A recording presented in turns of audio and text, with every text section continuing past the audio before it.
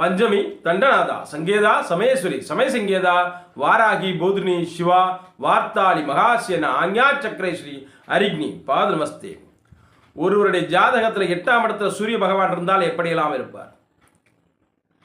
பெரும்பாலும் அசுப கிரகங்கள் 8ஆம் இடத்துல அமர்றது நல்லது அப்படின்னு சொல்லுவாங்க. ஆனால் ஜாதகத்தில் தன்மையை பார்க்கணும்.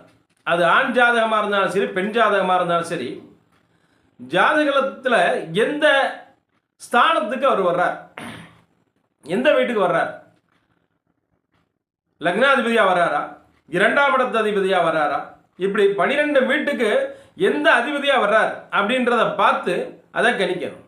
அடுத்து பொதுவாக சொல்லக்கூடிய தகவல் என்னென்னா, 8ஆம் இடத்துல சூரிய பகவான் இருந்தால் பெரும்பாலும் ஜாதகருடைய வாழ்க்கை கௌரவம், பெரிய குடும்பத்தை சேர்ந்தவராக இருப்பார். இருந்தால் அந்த கௌரவம் இவருக்கு பாதிக்கப்படும்.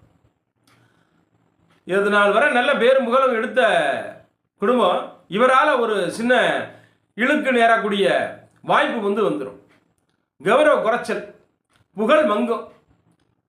அப்போ புகழ் இவர் செய்கிற செயல்னால ஏதாவது ஒரு கெட்ட பெயர் ஏற்படக்கூடிய ஒரு வாய்ப்பு, அதனால் புகழ் ரொம்ப நமக்கு மங்கக்கூடிய ஒரு வாய்ப்பு. தகப்பனாருடைய நிலை இந்த சூரிய பகவானுடைய தசா புத்தி வரும் பொழுது தகப்பனாருடைய நிலை சரியில்லாமல் போயிடும். கொஞ்சம் பிரச்சனை ஆகிறது,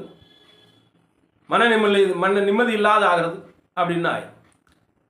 அதே போல் பெண் ஜாதகமாக இருக்குது அப்படின்னா, திருமணத்துக்கு பிறகு மாமனாருடைய நிலை சரி இருக்காது. 8ஆம் இடத்துல சூரிய பகவான் இருந்தால் மாமனாருடைய நிலை சரி இருக்காது.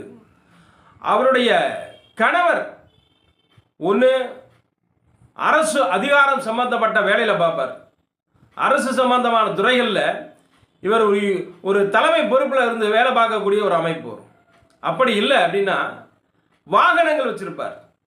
வாகனத்துடைய டிராவல்ஸ் நடத்துறது, இந்த மாதிரி வாகனங்களை வாடகைக்கு விட்டு சம்பாதிக்கிறது, இந்த மாதிரி ஒரு டூரிஸ்ட் வேன், காரு, பஸ்ஸு, இந்த மாதிரி வாகன சம்பந்தமான ஏதேனும் ஒரு தொழில் நடத்தக்கூடிய அமைப்பு, அந்த தொழிலால் தான் வருமானம் வரும்.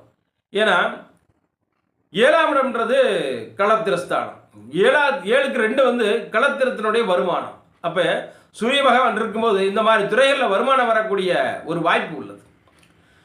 பெண்கள் ஜாதகமாக இருந்துச்சுன்னா அவங்களுடைய தலைமுடி என்னதான் என்ன தைச்சாலும் கொஞ்சம் நல்லா அதிகமாக வளராது. ஒரு சில பேருக்கு பார்த்தீங்கன்னா நீளமான முடியாக இருக்கும்.